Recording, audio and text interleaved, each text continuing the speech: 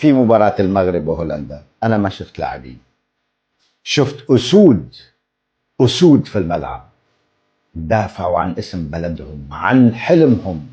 هزموا هولندا، حشروها بالزاوية من أول اللعب.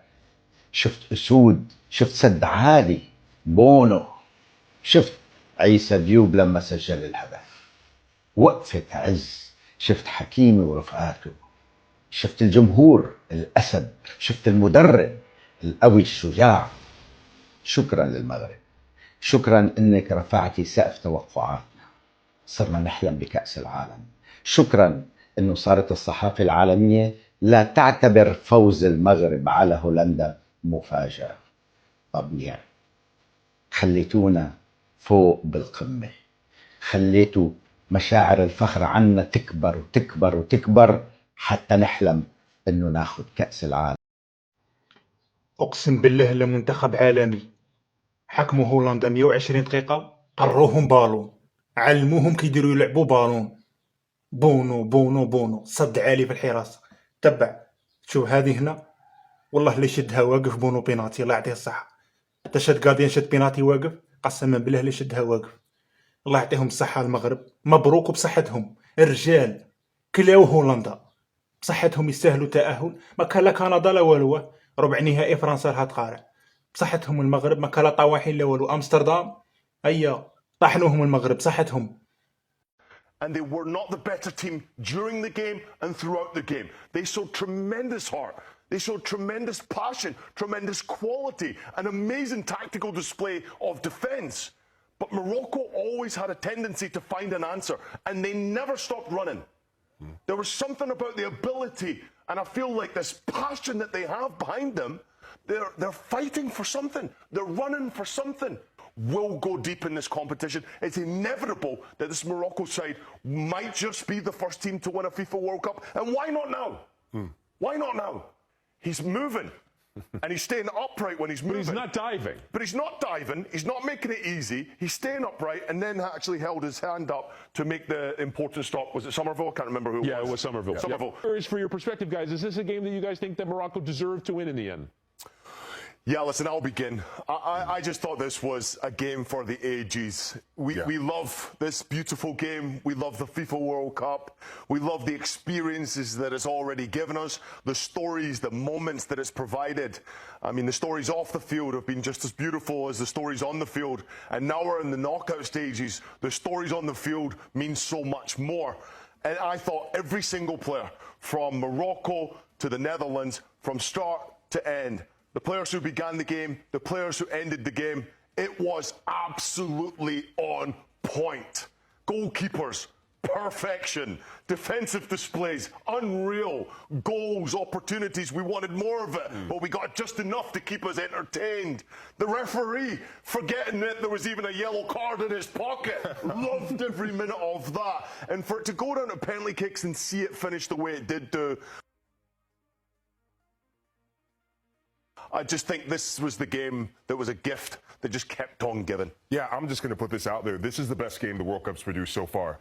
Every single thing you're talking about, it had passion, spirit, desire, but we even had blood. And I never want to see multiple times. But this multiple was a match times. for the first time. Speak for yourself. You saw desire. You saw commitment. I mean, Van Acker, his head was bleeding. He wasn't going to come off that pitch. You have players like Saibadi.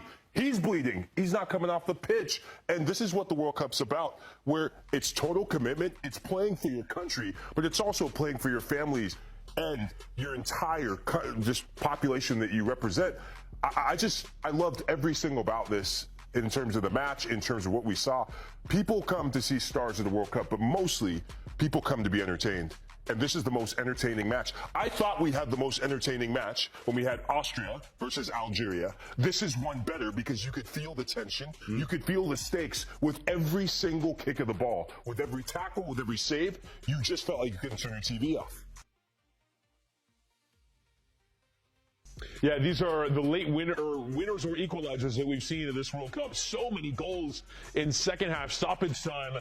And of course, tonight we see the equalizer from Issa Diop in the 91st minute after Morocco pushed and pushed and pushed. To be fair, I will talk about the Netherlands a bit more, but the goal that Cody Gakpo scores to open the scoring, an incredibly emotional moment for him. It's one of those that unfortunately will be forgotten a little bit as a result of their elimination. But let's talk a bit about the penalty shootout that we saw, because we saw 5 misses and 5 conversions from the 10 takes, and it's one of those where we see penalty kick shootouts in domestic cup competitions and in the Champions League as well. I think we saw with the 2 shootouts today, between we saw from Paraguay and Germany, and we saw in this match, there is just that different level of pressure. There's something about the weight of the country being on your shoulders. We have seen players miss wide when you would never expect them to miss wide. Incredible moments from both goalkeepers in the shootout. For Bruggen, who all of a sudden, he makes the save on the second one, but then it goes in off the back of his heel. And that's a huge moment now. It looms large in the game. There are these huge moments, but you can feel the weight of the pressure. Every kick feels so significant in the extra time period, but especially in the shootout, Lahoud. Yeah, for me, it was just exceptional to see what Morocco was able to do in this game. And you and I were talking about it, where I think Moroccan football is onto something that the rest of Africa is playing catch up in. But I think they've closed the gap significantly with the rest of the competition, specifically Europe. And when you look at their record against European competition, I'm going to put this out there. 11 of the last 14 World Cup matches have come against European teams. And you look at their last 6, they've won 4 of their last 6. So the gap is definitely closed, Europe. And this is now the new standard of African football. Morocco is the standard of African football, and it really showed. To see players and this new crop of generational talent like Ismail Saibari to score that game-winning penalty kick. Obviously, Achraf Hakimi was part of that old guard that was at the 2022 World Cup. But players just all through the team. Neil Al-Anawi, unfortunate that he misses the penalty, but he was outstanding. There's this sense of ambition about Moroccan football that I think we saw on the pitch today. And I think it is just one piece of the pie that we see overall in the sense of growing ambition in Africa. And I've really said, when we started this show, that African football is onto something, but Morocco's the guiding light. And I'm just so happy that their story continues, because you said that they could do something special. You still think they can win the World Cup?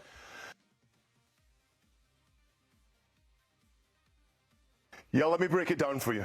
Listen, this was obviously incredible. Koopmeiners came off the bench, obviously had a terrific impact in the game, and he was brilliant defensively, clearing every single cross, stepped up to take that first penalty kick, slotted it. You had El Ayounouye miss his penalty kick. Justin Cliver came off the bench, 113th minute, missed his penalty kick. Then we had Rahimi score his, Wout Weghorst scored his, Taibi scored his, Quinton Timber missed the target completely, absolutely shanked his one like Adam Hunt's drive on the 19th tee. Then we look at Hakimi's. Hakimi missed his penalty kick. Never saw that one coming. Wide. There's to your pressure that you're talking about, the immense amount of pressure. Guy's played in the biggest games in the world already. He's been in this occasion before, and he missed his penalty kick. Somerville had his opportunity, missed his penalty kick, and then, of course, Saibari, who didn't have a great game, was the match winner, ripped off the shirt.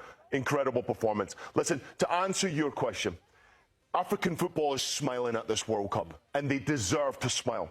And I think Moroccan fans are unique, where they have already had a taste of success at the FIFA World Cup, being the first African side to make it to the semi-final. That's a tremendous achievement in 2022. And I think, of course, a little bit hurt about what happened in the African Cup of Nations, albeit it's been a bit controversial.